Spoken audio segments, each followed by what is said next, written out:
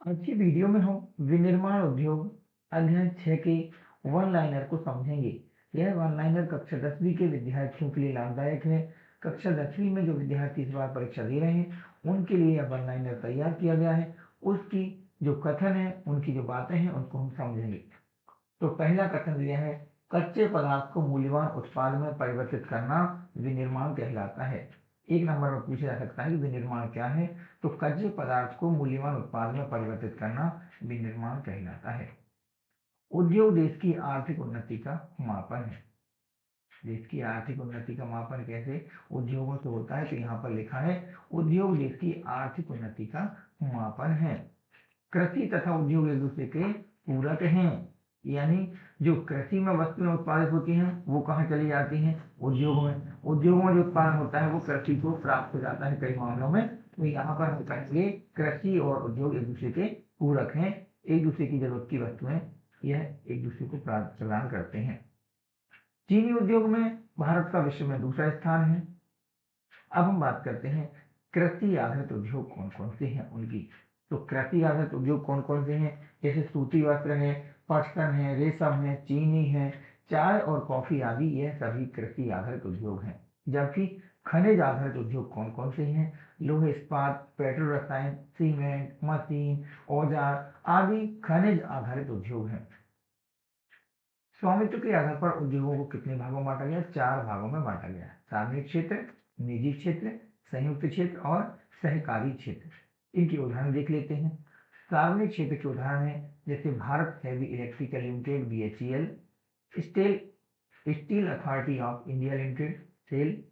निजी क्षेत्र में टिस्को, बजाज ऑटो लिमिटेड, डाबर। संयुक्त क्षेत्र में ऑयल इंडिया लिमिटेड और सहकारी क्षेत्र में महाराष्ट्र के चीनी उद्योग, केरल के नारियल उद्योग आदि। तो इस प्रकार से हमने इस स्वामित्व के आधार पर उद्योगों को 4 भागों में बांटा है, उनके बारे में देखा। अब हम बात करते हैं अगले कथन की। अगला कथन है कि भारत में प्रथम सफल सूती वस्त्र उद्योग 1854 में लगाया गया था। भारत में पहला सूती वस्त्र उद्योग मुंबई, पहले जिसे हम बंबई कहते थे, वहां पर लगाया गया था। तो आप मुंबई या बंबई लिख सकते हैं। भारत में पटसन से निर्मित सामान का सबसे बड़ा निर्यातक देश है। भारत में क्या होता है, जो पटसन का उत्पादन होता है उनका निर्यात करते हैं। तो भारत पटसन से निर्मित सामान का सबसे बड़ा निर्यातक देश है। भारत बांग्लादेश के पश्चात पटसन का दूसरा बड़ा निर्यातक देश है। तो यहाँ पर पटसन का निर्यात के मामले में देखें तो भारत का नंबर कैसा है? बांग्लादेश के पश्चात दूसरा है। तो पटसन निर्यात में दूसरा स्थान है। जबकि पटसन से निर्मित सामान की बात करें तो सबसे बड़ा निर्यातक कौन है? भारत है। आगे बात करते हैं। भारत का प्रथम पटसन उद्योग कोलकाता के निकट रेस्तरां में लगाया गया। और भारत में प्रथम पटसन उद्योग कोलकाता में कब लगाया गया? रेस्तरां में लगा 1855 में लगाया गया। हम बात करते हैं खनिज आधारित उद्योग कौन से हैं।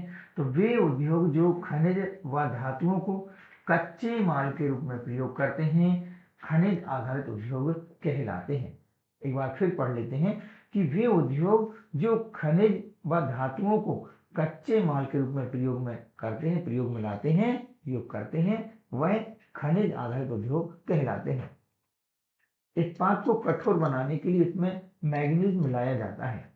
विद्यार्थियों परीक्षा में पूछा जा सकता है कि इस्पात को कठोर कैसे बनाते हैं। तो इसमें हम क्या करते हैं? मैग्नीज मिलाते हैं, मैग्नीज मिलाया जाता है।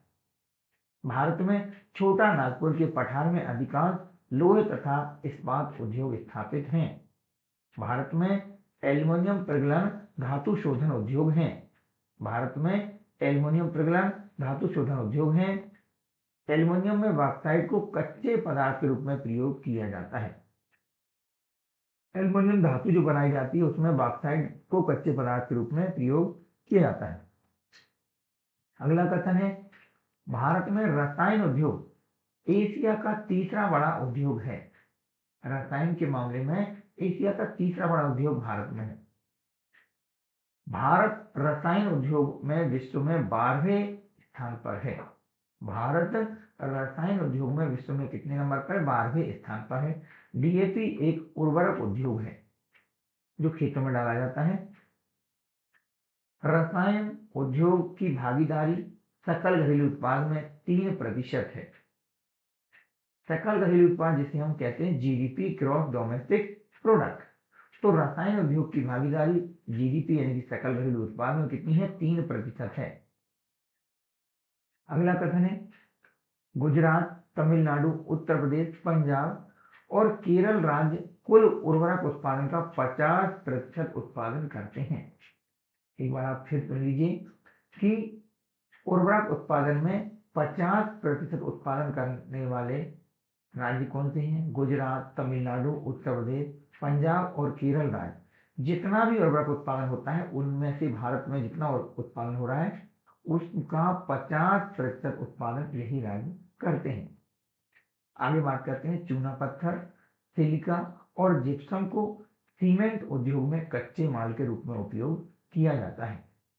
सीमेंट उद्योग में कच्चा माल क्या है? चूना पत्थर, सिलिका और जिप्सम। इनको सीमेंट उद्योग में कच्चे माल के रूप में उपयोग किया जाता है। अब बात करते हैं इलेक्ट्रॉनिक राजधानी यानी बेंगलुरु की। तो बेंगलुरु भारत की इलेक्ट्रॉनिक राजधानी है। इलेक्ट्रॉनिक उद्योग के अंतर्गत दूरभाष, कंप्यूटर, टेलीविजन आदि निर्मित किए जाते हैं। तो यदि परीक्षा में पूछा जाए कि दूरभाष है, कंप्यूटर है, टेलीविजन, ये किस उद्योग के तहत निर्मित किए जाते हैं, तो हम लिखेंगे इलेक्ट्रॉनिक उद्योग के अंतर्गत। कार्बनिक तथा अकार्बनिक अपशिष्ट पदार्थों से जल प्रदूषण फैलता है। जल प्रदूषण कैसे फैलता है? कार्बनिक और अकार्बनिक अपशिष्ट पदार्थों से जल प्रदूषण फैलता है। उद्योगों से 4 प्रकार के प्रदूषण होते हैं। कौन कौन से प्रकार हैं? वायु प्रदूषण, जल प्रदूषण, भूमि प्रदूषण और ध्वनि प्रदूषण। अगला कथन है अनचाही गैसों जैसे कि सल्फर डाइऑक्साइड और कार्बन मोनोऑक्साइड वायु प्रदूषण का मुख्य कारण है। वायु प्रदूषण के मुख्य कारण क्या है? सल्फर डाइऑक्साइड और कार्बन मोनोऑक्साइड। इनकी वजह से क्या होता है? वायु प्रदूषण होता है। तो विद्यार्थियों, आज हमने अध्याय 6 जिसका नाम था विनिर्माण उद्योग, इसके हमने वन लाइनर को समझा। आशा करता हूं आपको वार्षिक परीक्षा में इस वन लाइनर को से बहुत फायदा मिलेगा। कुछ ना कुछ अंक इससे जरूर आपके परीक्षा में बढ़ जाएंगे। आपको समझ में आया होगा, मैंने प्रयास किया। मिलते हैं अगले वीडियो में, तब तक इसको पढ़ते रहिए। नमस्कार।